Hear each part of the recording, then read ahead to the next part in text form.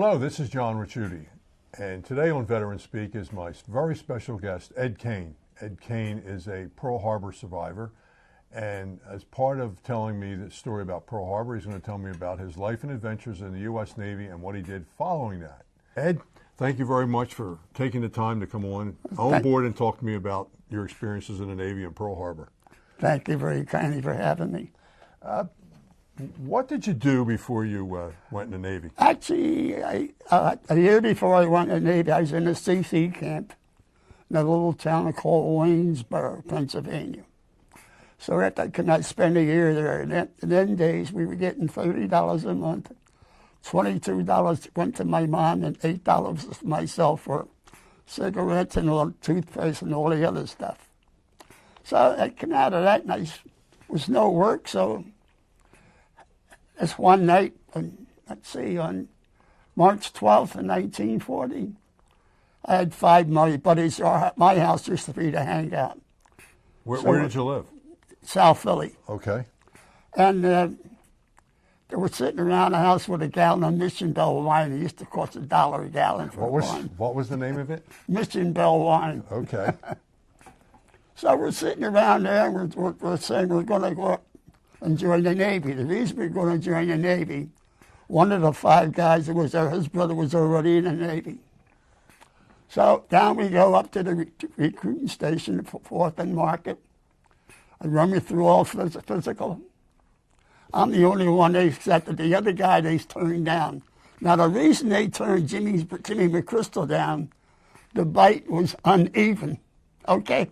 The bite in his dental work? They took 2 out of 37, myself and a kid from Wilkes-Barre, New York.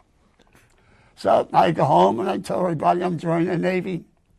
And the guy says, oh, come back in 2 weeks, we'll swear you in. I go back in 2 weeks. They said, we're going to run you through the same physical all over. They run me through the same physical. And they told me they couldn't take me. I had a punctured eardrum. So I said, that's crazy. So I went down to the graduate hospital, told them what they said. They looked in my ear. There's just nothing but a big ball of wax. They flushed it out. I went right back. The guy said, okay, you leave tomorrow. That's how you went in the Navy. Yeah. Before, let me take you back a little further. Yeah. Was your father in the First World War? Yeah, my father was in World War I in the Army. So I'll just give you a little funny story about my dad. I joined the Navy in March 1940. My brother Tom joined in 42. My brother Jim in 43. So this one day, my dad's tilting a few. He goes up to the recruiting station and says, I want to join the Navy. I got 3 boys. We can't take you. You're too old. He says, I want to go. I want to go. He says, okay. We'll run you through the physical. They run him through the physical, and they told him, we can't take you. You ain't got enough teeth. So he says to the guy, what do you have to do to kill these jets? Bite him in the ass? This was your father? Yeah. So what happened with him? Did he eventually get in he never got in the Army? No. No, that was it. They sent him home. He was 47, 48. Oh, okay. Yeah. I guess he wanted to get away from you and your brothers. Pardon? He wanted to get away from you and your brothers? You think that was it? So you joined the Navy in 1940 in March. Right. And what happens then? Actually, I was sent to Newport, Rhode Island for my training. 3 months of boot camp. Came out of boot camp, and they took me down to the Philadelphia Navy Yard, and we picked up an old 4-stacker destroyer called the 185, the Doran, D-O-R-A-N. So I went aboard this ship, and we weren't aboard no more than about a month or 2, and they took this ship up to Greenland.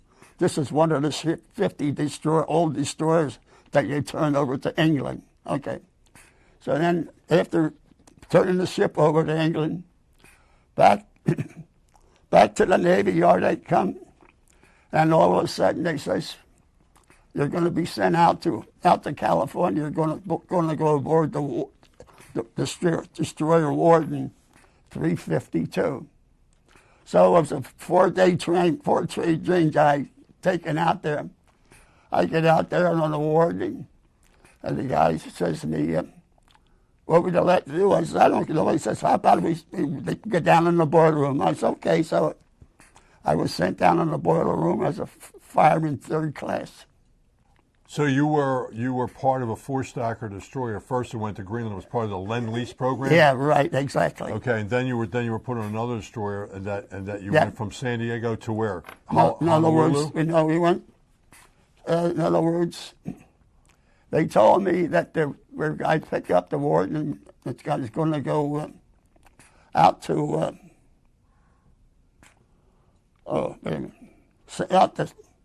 not out to San Diego. No, Long Beach, California. I went to Long Beach, California. That's where I picked up the ward.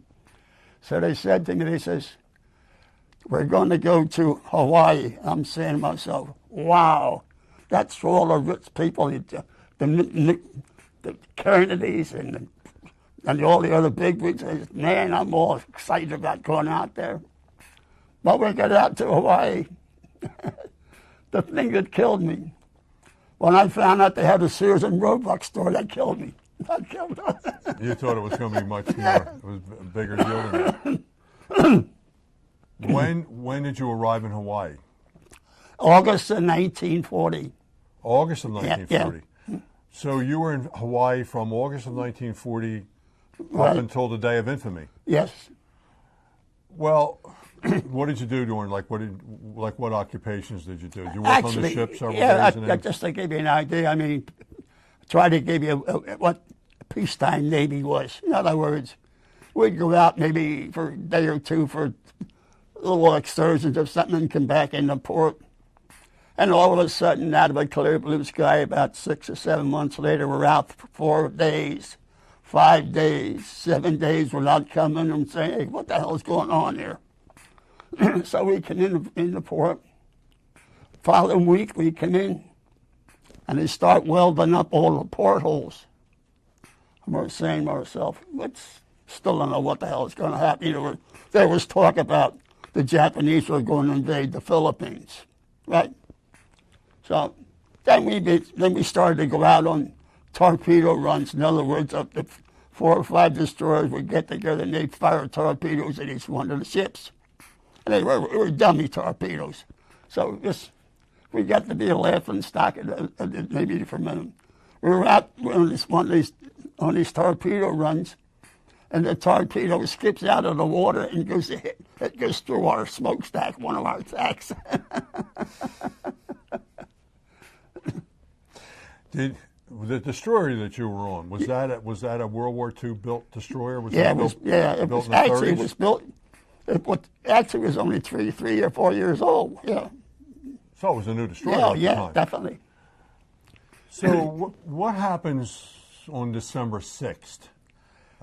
Saturday night. You're in Honolulu, and you're an unmarried sailor, or were you married? No, unmarried. I didn't so you're an unmarried sailor, and it's in Honolulu, and it's December 6th. Actually, on December 6th. You can tell me if you'd like. I was shore leave. Okay. In other words, I came back about 1 o'clock in the morning. Yeah, it was the last boat that we had would bring us fellas back to the ship. So the day of the raid. Well, the night before. Yeah. Well, what did you do? You said you just went out on the town? Yeah, just went out on the town. We didn't have a hell of a lot of money to go anyplace anyway. So I came back about 1 o'clock in the morning, which would be December 7th. So all of a sudden we start hearing, they holler, general quarters, general quarters, general quarters. So I run up on top side and see what the hell's going on, and see these Japanese planes with the big red circles, you know. And first of all, during that, after that we have, this I forgot to slip in there. When I came back to the ship, we had 4 destroyers tied up along a destroyer tender called the Dobbins. And we'd had no power, in other words, just auxiliary power. So when the Japanese planes come over, our 5-inch guns we couldn't fire because we didn't have any power. All we did was happen a few .50 caliber machine guns. So this one fella, how the hell he done it with the .50 caliber, he shot down 2 Japanese planes. He did? Yep. What kind of chaos did you experience that? I mean, you had never I'll tell you seen... the truth. When I run up on topside, I'm standing around looking around as if I was watching a circus. Couldn't believe what the hell was actually happening. Really? That's what I felt. I couldn't believe what was happening. So we put our boilers together, and on the way outside the harbor, we get a submarine contact, or so they thought. So they dropped a couple depth charges, and I don't know whether it was a submarine or not. So anyway, we're out at sea the first night. Things are really turmoil. We're operating with the light cruiser destroyer. How the hell this happened, I don't know. In other words, on one of the guns, somebody made a boo-boo, and not knowing that the gun was fully loaded, and off went the shell across the bow of the Detroit. And the Detroit turned around ready to blow us out of the water. That's how stupid they were. So, as I say, after that, it was just searching, as I say, the first week or two, still around searching for submarines and stuff like that. Let me take you back to Pearl Harbor. Yeah. You said your ship was tied up to the USS Dobbins. Yeah. Were you near Battleship Row? No, we were about maybe about a quarter of a mile from. Oh, one little thought I forgot to tell you about us being tied up. Besides, the Japanese made 2 or 3 planes firing their machine guns. Then on top of that, this Japanese pilot drops a bomb. And instead of hitting these 5 ships, the 5 not even moving, this Japanese pilot drops the bomb, and the bomb explodes about 30 yards on the back of the ship. And I'm saying to myself, when we were kids, we always said the Japanese were cross-eyed, you know. And said, how the hell could this guy miss them 5 ships tied up with nobody, they weren't moving? Well, it was pretty amazing that the fact that they were, no, sure, have a glass of water. It was pretty amazing in itself that they were able to do as much damage as they did. They were pretty effective in their bombing, and they really researched the harbor well. They knew the depth of the water. They knew how to drop the torpedoes in the water. So I know what you're saying, but they were still skilled at what they did. Whether we agree with what happened or not, right, they were pretty skilled at what they did. I'll admit that, but thank God they made two big mistakes. They didn't hit the oil depots, and they didn't hit the dry docks, or we'd have never got them ships of ours back in because all our oil that they come from the U.S. Well, they really wanted the aircraft carriers, and the aircraft carriers were out at sea. But I mean, them 2 things were big features that they didn't do. Yes. And to be honest with you, there's even talk if they would have brought invasions with them, we had no way to stop them at all. So I want to go back to you said you were half a mile from Battleship Row. Right. So you were able to see the ships blowing up. Did you see the Arizona blow up? Yeah. You did? Yeah, because actually, as I say, we got a glimpse of all the stuff, all the smoke and the fire. They know what ships they had hit. But on the way out of the harbor, that's when we knew that was it was the Arizona that got their hit so badly. Yeah. Because of the explosion, the sky lit up. Right. It sounds as though there wasn't really a lot of chaos on your ship. I mean, a lot of stories are portrayed where sailors and other military personnel were wondering, they had never seen Japanese planes before, and they were wondering, who are these people? The radar was confused. They thought they were planes coming from California. Right, exactly. And so it sounds like your ship, they knew what to do. You had a full accompaniment of ship, because apparently most of the big ships, the battleships certainly, all of them except the Arizona, they had Liberty for that weekend. So that was why they didn't have a lot of crew loss, other than the Arizona, which suffered the largest loss of crew members. Your ship had a full company of, and you untied yourself, Yeah, obviously, yeah, from the other three ships, and you as I steamed out say, of the we had harbor. a full crew. Yeah, yes. And the Japanese only made the one attempt to bomb, to bomb your make that ship. one attempt to bomb and just passed 2 or 3 times with fire machine guns at us. Yeah. Did your captain prepare you, or your chief executive officer prepare your crew for a potential attack?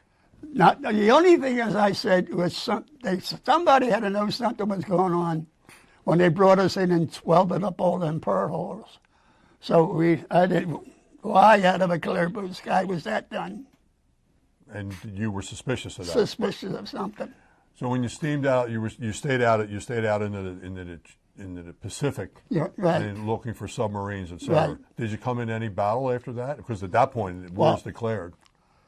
As I said, in other words, let me explain to you exactly. Now, first of all, I told you, the 2 ships that I was on were involved in 15 major engagements. Now, I'm just going to show you something there. The Warden being one of them. That proves it.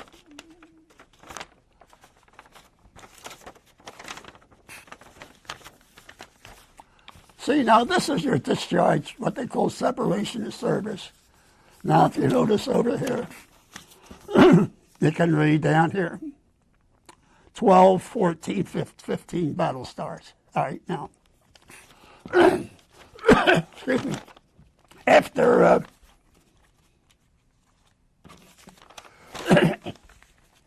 after a couple of weeks, as I say, we're just still patrolling. And the first battle that we took part to was the Battle of the Coral Sea. The 2 ships that I was on operated with nothing but carriers all the time carriers. The Wasp, the Hornet, the Lexington. The Wasp, the Yorktown. Lexington, Arizona, the Yorktown, Enterprise. Yeah. So that was the first major engagement. And the second one was the Battle of Midway.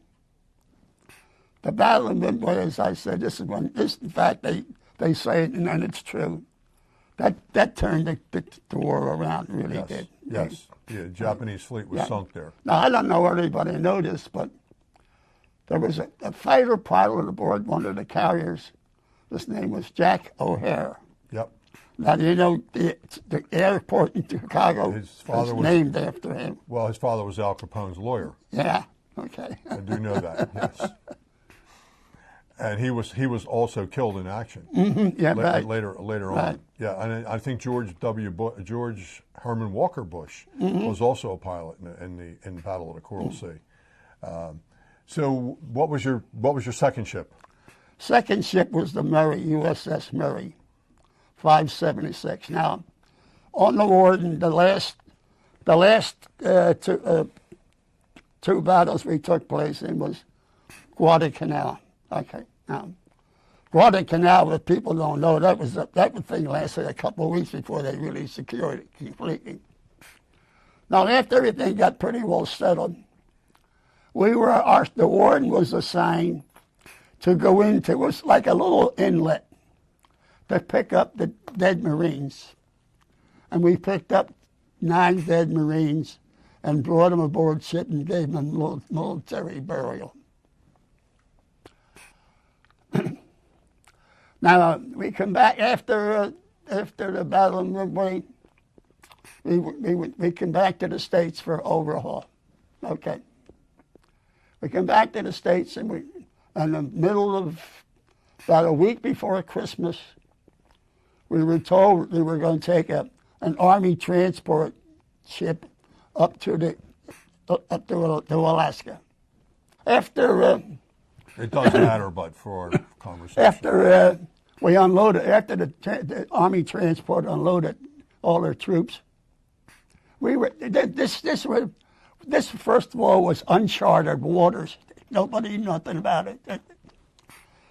After they unloaded all the Army personnel, we were trying to get back out of the harbor, and I'm not telling you. I mean, in the harbor, I mean the water was so. I mean rough. I mean really rough. Well, anyway, Our ship got caught in this heavy surf, and it turned the ship around, and the ship wound up landing in the rocks. Well, that's a captain that gets relieved of his job. So they tried. Then there was a USS Dewey. That was 348. Tried to tow us out, and the tow line broke. So we lost 14 men. Now I'm just going to try to describe it. The water was so rough. I come out of the boiler room and they told us to abandon ship. And I'm holding on to the lifeline. Now the lifeline is three sections of cables, you know, and I'm holding on to the lifeline, and I'm trying to get off the ship. Now this transport ship had these little, not LSTs, a little something small, maybe for bringing tanks or stuff aboard. So they were over there trying to rescue us. In other words, I'm standing there holding on to this lifeline, and one of these little ships come up to me, and I'm ready to jump, and all of a sudden, the ship is gone. That's how high and the water was. So after holding on for about 15 or 20 minutes, and the waves hit me like it would flatten me out straight like that on the deck. So after about 15, 20 minutes, I just lost all my strength. So into the water I went. So, and the water was supposed to have been about 34 degrees temperature. When I'm in the water, my Polish boyfriend, he was already picked up. He's hollering, come on, Eddie, I got your blues, I got your blues. Blues in them days, we used to go in town and make tailor-made blues. So they finally picked me up, and they're pouring brandy into me like crazy. Tell me about your brother that was, in 1942, he joined the Navy and he was killed in Salerno Bay? Yeah. Actually, as I said, so,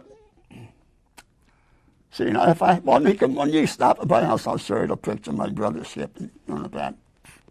As I said, I didn't, from the time he joined the Navy, I never had been in contact with him because, you know, mail in them days. When I would get a paper, let's say, I would get an evening bulletin, I'd get about 25 of the clip, and it'd be about 6 or 7 months old. So then, when my mom told me that my brother Tom was killed, I'm saying to myself, my God, my poor mom. My mom and dad were separated. And I was wondering how she was ending it, how she was taking it. And as I said, I didn't know. Then as I said, after I come out of the Navy, until I went to one of the Rowan ship reunions, and they told me what happened off the coast of Salerno. They were attacked by German E-boats. And that's the equivalent of an American PT boat. So they had about, I think, 37 survivors out of 180, and my brother was in the engine room, so I guess he wanted the first to go. There's something interesting about that. Your brother was killed on September 11th. Right, 1943. In Salerno Bay. Yeah. This emblem that I wear is from my father's ship, and my father's ship was hit by a Junker 88 on September 11th, 1943. How about that? In Salerno Bay, and he was one of 100 survivors. How about that? That's why I'm here today. Well, it was a thrill for me to interview someone like yourself. It was very interesting, to say the least. Thank you. I feel very honored. Thank you. And there's something very spiritual about talking to you.